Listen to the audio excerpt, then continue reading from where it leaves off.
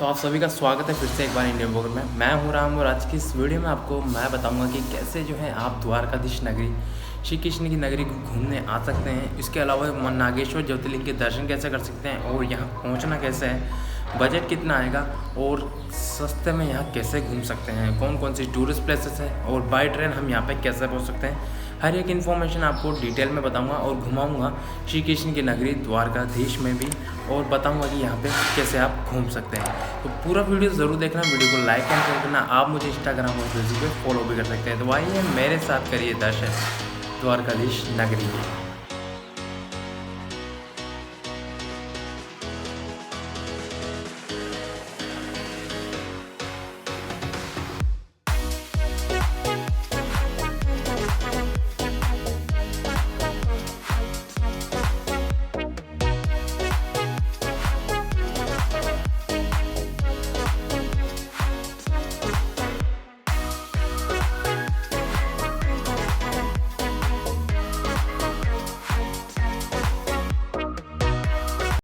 द्वारकाधीश भगवान विष्णु के 8वें अवतार श्री कृष्ण को समर्पित है। द्वारकाधीश मंदिर भारत के गुजरात राज्य के द्वारका में स्थित है। द्वारका पहुंचने की बात करें तो आप यहां पे बाय ट्रेन पहुंच सकते हैं। द्वारका में रेलवे स्टेशन भी है जो कि देश के ज़्यादातर हिस्सों से जुड़ा हुआ है। यहाँ पर आप बाय ट्रेन के माध्यम से पहुँच सकते हैं। यहाँ से मंदिर की दूरी कुछ ही दूरी पर है। बात करें बाई फ्लाइट की, तो बाई फ्लाइट अगर आप द्वारका पहुंचना चाहते हैं तो ये द्वारका के लिए कोई सीधी फ्लाइट यहाँ पे नहीं मिलेगी। इसके लिए आपको जामनगर एयरपोर्ट आना होगा जो कि यहाँ का नज़दीकी एयरपोर्ट है, जो कि देश के ज़्यादातर जगहों से डायरेक्ट फ़्लाइट यहाँ पर आती है। एक दिन की जर्नी करने के बाद आप पहुँच जाते हैं द्वारका। द्वारका में होटल की बात करें तो होटल आपको यहाँ पे मंदिर के पास ढेरों धर्मशालाएँ और होटल मिल जाते हैं। और धर्मशाला की बात करें तो धर्मशाला का रूम आपको 400 से 500 रुपये में मिल जाता है, और इसके अलावा प्राइवेट होटल आपको 1000 से 1500 रुपये में मिल जाते हैं। अगर आप थोड़ा ढूंढेंगे तो आपको इससे भी सस्ता मिल जाता है। और ऑनलाइन के अगोडा पे बात करें तो अगोडा पे आप चेक कर सकते हैं, आपको होटल थोड़े से महंगे आपको देखने को मिल जाते हैं। तो मैं प्रेफर करूँगा कि आप होटल ढूंढ कर ही सस्ता होटल ले। अब बात करें डे 2 की, तो मॉर्निंग में आप जा सकते हैं सबसे पहले द्वारकाधीश मंदिर के दर्शन करने। द्वारकाधीश मंदिर भगवान श्री कृष्ण को समर्पित है और श्री कृष्ण का जन्म तो मथुरा में हुआ था, लेकिन इन्होंने अपनी नगरी द्वारका बनाई थी। लेकिन वो नगरी समुद्र में डूब चुकी थी, जिसके अवशेष आज भी आपको समुद्र के अंदर मिलेंगे। द्वारकाधीश मंदिर का निर्माण श्री कृष्ण के पड़पोते वज्रनाभ ने की थी, जिनका हरिग्रह भगवान कृष्ण आवासीय स्थान पर कराया गया।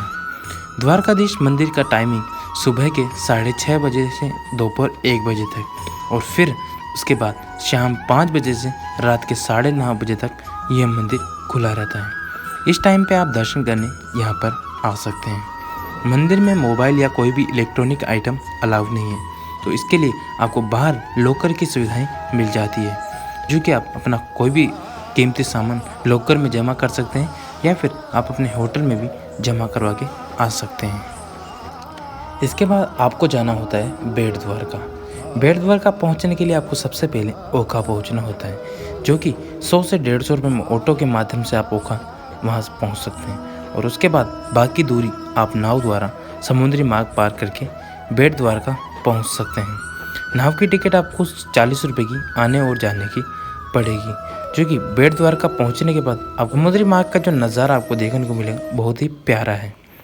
और फ़ोन आपको बाहर ही जमा करवाना पड़ सकता है। बेट द्वारका में भगवान श्री कृष्ण का मंदिर ऐसा माना जाता है कि यह मंदिर वल्लभाचार्य द्वारा स्थापित किया गया था और लगभग 500 साल पुराना है। ऐसा कहा जाता है कि मंदिर में बेट द्वारका में भगवान कृष्ण के निवास स्थान पर ही यह स्थित है, और कहा जाता है कि इनकी मूल मूर्ति भगवान कृष्ण की पत्नी देवी रुक्मणी द्वारा स्थापित की गई थी। तो आप यहाँ पे दर्शन करने जरूर आएँ। बेट द्वारका मंदिर की टाइमिंग की बात करें तो मंदिर सुबह 9 बजे खुल जाता है और उसके बाद 1 बजकर मंदिर क्लोज हो जाता है। फिर उसके बाद 3 बजे मंदिर वापस ओपन होता है और शाम के 6 बजे तक मंदिर खुला रहता है। इस टाइमिंग में आप मंदिर के दर्शन कर सकते हैं। जब बेट द्वारका से आप नागेश्वर ज्योतिर्लिंग की तरफ बढ़ते हैं तो रास्ते में आपको रुक्मणी जी और लड्डू गोपाल जी का मंदिर भी दिखता है, और यहाँ पर श्री राम नाम का तैरता पत्थर भी आपको दिखता है। तो यहाँ पर दर्शन करना आप ना भूलें और 10 से 15 मिनट में आप दर्शन करके यहाँ से आगे की ओर बढ़ सकते हैं। इसके बाद आप जा सकते हैं गोपी तालाब। गोपी तालाब वो स्थान है जहाँ भगवान श्री कृष्ण गोपियों के साथ रासलीलाएँ करते थे। यह सुंदर तालाब आप देखने आ सकते हैं और यहाँ पे भी 10 से 15 मिनट रुक सकते हैं। इसके बाद आप जा सकते हैं नागेश्वर ज्योतिर्लिंग के दर्शन करने।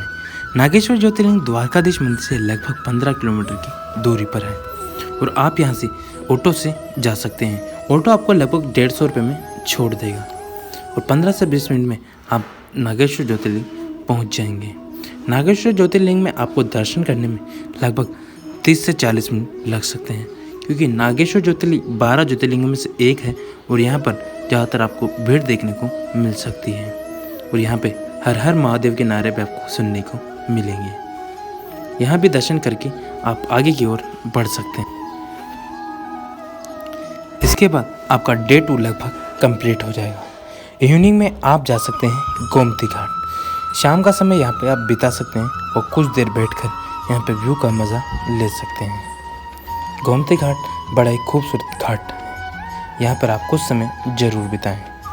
इसके बाद आप जा सकते हैं ब्लू फ्लैग बीच। यह भी द्वारका की फेमस टूरिस्ट प्लेसेस में एक है। यह द्वारका से लगभग 12 किलोमीटर की दूरी पर है और आप यहाँ ऑटो से पहुँच सकते हैं। लगभग 200 से 250 रुपये आपके ऑटो चार्ज कर सकता है। द्वारका में अब ये सबसे सुंदर आपको ये बीच देखने को मिलेगा और द्वारका का ये बीच ऐसा लगेगा कि जैसे आप कहीं फॉरेन में या किसी बीच पे आ गए हैं, क्योंकि बिल्कुल नीला सा ये बीच आपको देखने को मिलता है और बड़ा ही खूबसूरत है।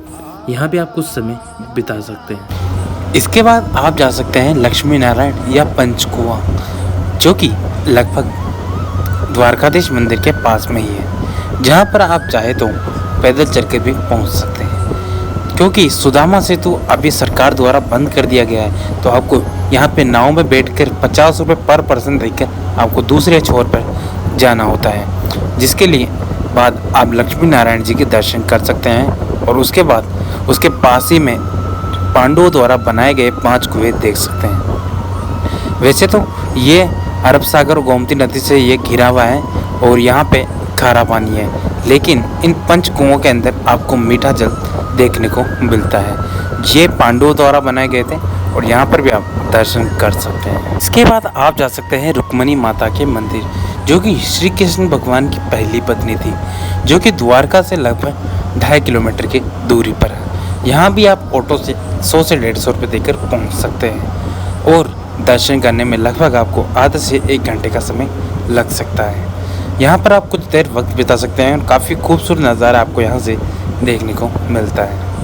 द्वारका नगरी को घूमने का आपको खर्च बता देता हूँ कि कितना यहाँ पे खर्च आने वाला है पर पर्सन का। यानी मिनिमम अगर आप 2 पर्सन भी यहाँ पे घूमने आते हैं तो 3 दिन आपको लगते हैं घूमने में। यानी वैसे तो 2 दिन में भी आप द्वारका घूम सकते हैं, लेकिन अब तो 1 दिन और ज़्यादा जोड़ के सकते हैं, जिससे आप आराम से सभी टूरिस्ट प्लेसेस को कवर कर सको। तो मिनिमम जो होटल का खर्चा आपका यहाँ पर आने वाला है पर पर्सन का, तो मिनिमम ये मान लीजिए कि 1000 से 1200 रुपये का आपका खर्चा आने वाला है 1 दिन का। तो अपन 1200 रुपये के हिसाब से भी मान के चले तो यहाँ पे 3 दिन का आपका हो जाता है 3600 रुपये हो जाता है। और अगर 2% में डिवाइड करते हैं तो 1800 रुपये पर पर्सन पे आपका ये खर्चा आ जाता है। इसके अलावा फूड की बात करें तो फूड आपको मिनिमम 200 से 250 रुपये आप थाली के मान के चलिए। एक लोग तो लगभग आप 500 रुपये आपका फूड का खर्चा मान के चलिए पर डे का, यानी 1500 रुपये आपका 3 दिन का खर्चा हो गया। ये पर पर्सन की बता रहा हूँ मैं। इसके अलावा अब बात कर लेते हैं हमारे ट्रांसपोर्टेशन की। तो ट्रांसपोर्टेशन में जो है आपको ब्लू फ्लैग बीच और नागेश्वर ज्योतिर्लिंग ही दूर पड़ते हैं। बाकी आपका बेट द्वारका हो गया, ये 3 जगह ही जो दूर पड़ती हैं, इनके ज़्यादा पैसे खर्च होते हैं। बाकी टूरिस्ट प्लेस आप जो है पास ही आराम से घूम सकते हैं। तो इन सभी का जो खर्च आने वाला है मिनिमम 1000 से 1500 रुपये आपका ट्रांसपोर्टेशन आने वाला है 1 पर्सन पे। यानी 2 पर्सन होते तो 2500-3000 रुपये आपका ऑटो में लगेगा, जो आप सारी टूरिस्ट प्लेस वो आपको घुमा देगा 2 से 3 दिन के अंदर। यानी 1000 रुपये में 1 दिन का आपका वो ऑटो लेगा और आपको जितने भी टूरिस्ट प्लेसेस है बाकी थोड़ी वो आपको घुमा देगा। यानी 2 से 3 दिन में आपको 3000 रुपये मिनिमम मान के चलिए और पर डे पे आप 1500 रुपये अपना खर्चा मान के चलिए। थोड़ा सा अपन ज़्यादा जोड़ रहे हैं जिससे कि आपको दिक्कत ना आए। तो टोटल इन सभी का मिला के देखें तो 4800 रुपये आपका खर्च आता है यहाँ पे घूमने का। उसके अलावा हम राउंड फिगर में 5000 मान लेते हैं, जिससे कि आपका थोड़ा बहुत खर्चा है और शॉपिंग भी इसमें हो सके तो। और इस खर्चे को और कम करना चाहे तो आप 3 से 4 दोस्त और भी आ सकते हैं, जिससे ये खर्चा और भी कम आ सकता है। अगर कोई भी इन्फॉर्मेशन छूट गई हो तो वीडियो में आप मुझे कमेंट करके भी पूछ सकते हैं। बाकी मिलते हैं इसे नए वीडियो में नेक्स्ट टाइम। जय श्री कृष्णा, राधे राधे।